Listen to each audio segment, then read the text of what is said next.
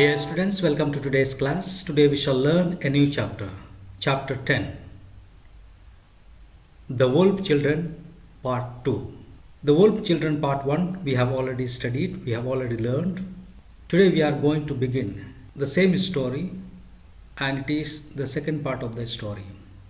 Let me read for you the complete story once, and later I shall explain it. I shall simplify it. So as I read, go through line by line. Chapter 10, The Wolf Children, Part 2. The Reverend Singh continued to dig, and eventually his efforts revealed a pathetic sight. 4 trembling creatures lay in a ball of fur and hair. The ball was made up of 2 wolf cubs and 2 little girls. Singh had never seen children like these before. They were almost unrecognizable as human beings. They snarled and bit his hand as he tried to separate them from the cubs. Singh took the 2 girls to the orphanage at Midnapur. His wife, who helped run the orphanage, could hardly believe her eyes as she watched the wolf children. Both had thick, rough skin on their hands, knees and elbows because they moved on all fours. They wanted to go a short way. They used their knees and elbows, but when they wanted to run, they would trouble using their hands and feet. Mrs. Singh gave them each a dish of milk, which they lapped up with their tongues. When she tried to touch them, they growled and snapped at her hand. The girls were given the names Kamala and Amala.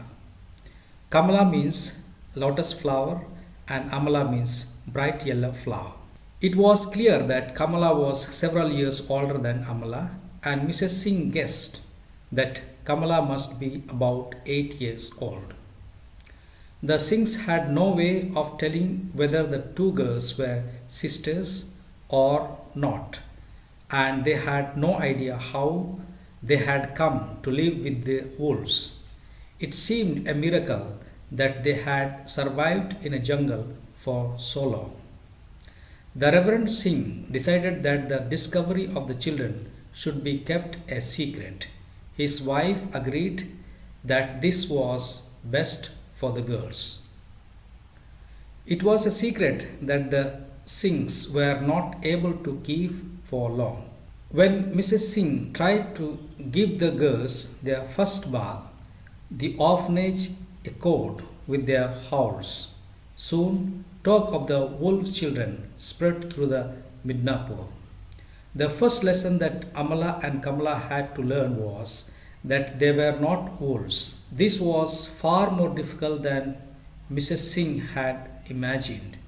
Although she deliberately played with other children in front of Amala and Kamala, she could not get wolf girls to behave like humans.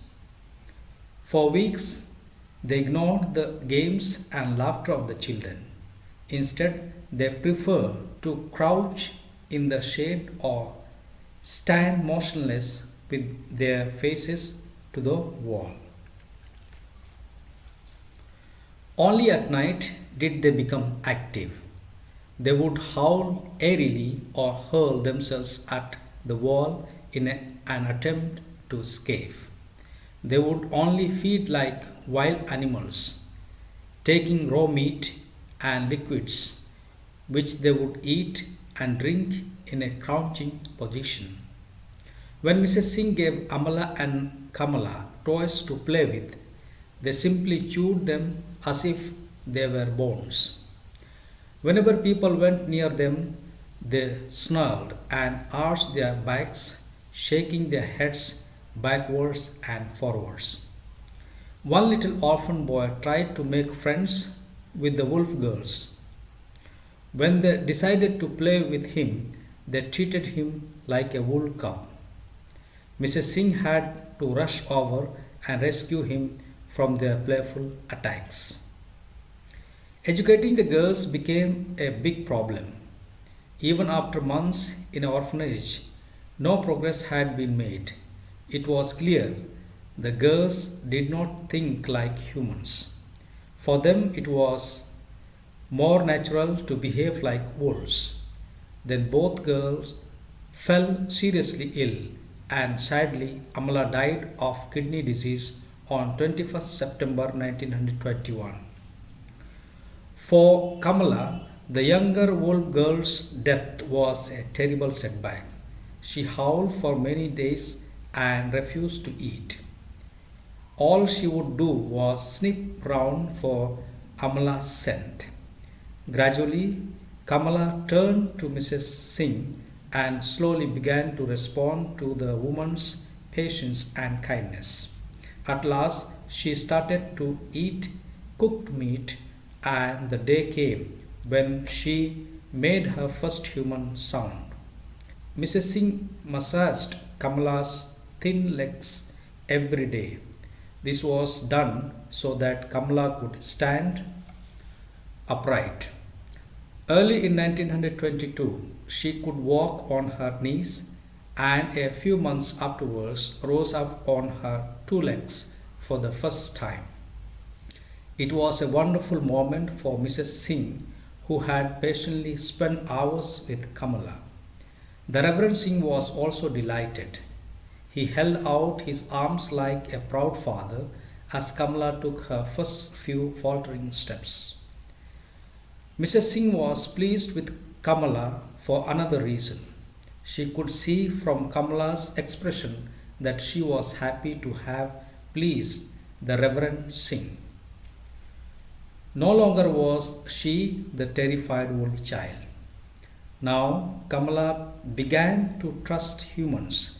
She would bound towards Mrs. Singh when it was time for her to have her milk, and she would enjoy rides on the swing. She became used to wearing a dress, and she tried to learn to speak. Kamala understood most of the things that were said to her, but she spoke very little herself. Even so, she managed by 1929 to learn about 50 words. In the orphanage garden, she started talking to the flowers and animals. When she thought nobody could hear, she would sing lots of little phrases. For hours, she would sing away to her audience of chickens, goats, puppies, and trees. Then Mrs. Singh was forced to leave the orphanage for several weeks. Her aunt was seriously ill. Kamala couldn't understand why Mrs. Singh had left her. For 2 weeks, she went back to her old ways. She sat in a dark corner, swearing backwards and forwards. She refused her food. She stopped singing to herself. At last, Mrs. Singh returned. "Quick, Kamala! Mama has come back," someone cried. The words acted like magic. Kamala ran to greet Mrs. Singh. Both were overjoyed to see each other. Kamala refused to let go of Mrs. Singh's hand for the rest of the day. That night, the Reverend Singh sat in his study writing up his notes. As he finished writing, he smiled to himself. Kamala had learned something more important than how to walk and talk. She had learned how to love human being. On 14th November 1929, Kamala died, as Amala had done, of kidney failure. She was greatly mourned by the Singhs and the rest of the children of the orphanage. Now let's learn some new words. Eventually, finally. Revealed means showed. Pathetic, creating a feeling of sadness. Tremble, shiver because of fear. Snarl, utter in an angry, sharp and abrupt tone. Growl, the sound of growling, especially made by animals. Snap, break suddenly and abruptly, utter in an angry. Miracle, wonderful occurrence. Crouch, to squat down, sit on one's feet. Airily, in an unnatural manner. Hurl, utter with force. Throw violently. Chew, bite. Snip, inhale audibly through nose. Faltering, unsteady in speech or action. And sway is moving back and forth or sideways. Dear students, in the previous chapter, that is chapter 9, The Wolf Children Part 1, we have seen the features of Indian village of Godamari. Belief of the people of that village, belief in demons, etc.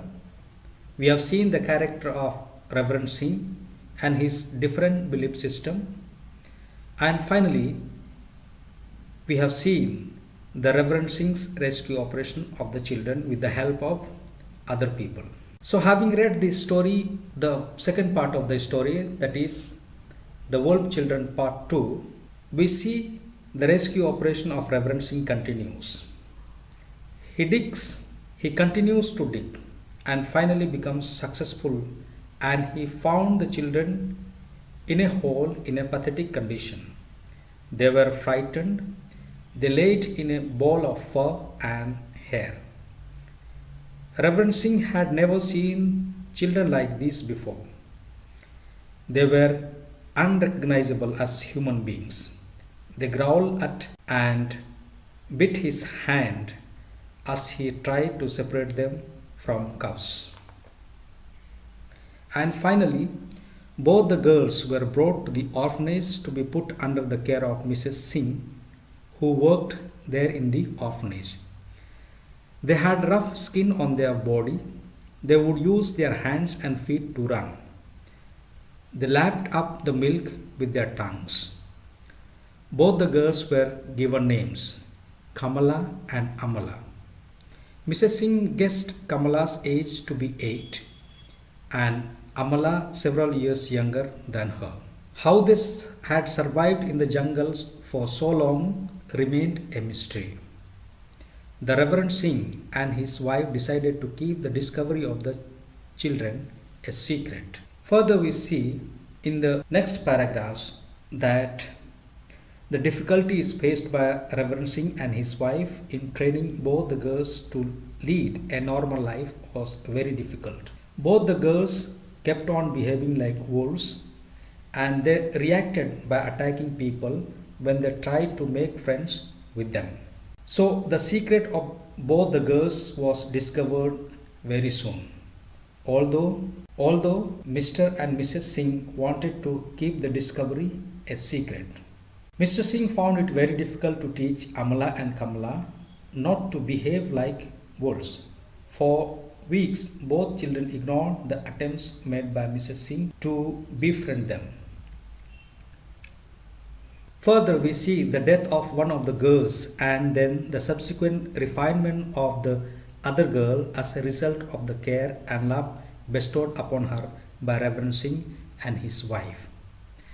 The younger girl Amala died of kidney disease. The elder girl Kamala went into a shock and refused to eat for many days. With the care and patience of Mrs. Singh, Kamala gradually started trusting humans, especially the couple. Mrs. Singh massaged Kamala's thin legs every day and she started walking slowly. Kamala started to understand most of the things said to her, and she also managed to speak about 50 words. Kamala loved to speak and sing to flowers and animals. And towards the end of the story, we learn the bond of love between Kamala and Mrs. Singh, and more importantly, how the ability to love a human being was slowly developing in the wolf child. Mrs. Singh had to leave the orphanage for several weeks as her aunt was seriously ill. In her absence, Kamala went into a shell of loneliness. She refused food and stopped singing during the time Mrs. Singh was away. Kamala was overjoyed to see Mrs. Singh back and did not let her out of her sight for the rest of the day. Reverend Singh was happy for Kamala because she had learned to love a human being. Kamala died in 1929 due to kidney failure, and she was mourned by Mrs. Singh and the rest of the children in the orphanage. So, this is what we see in this story.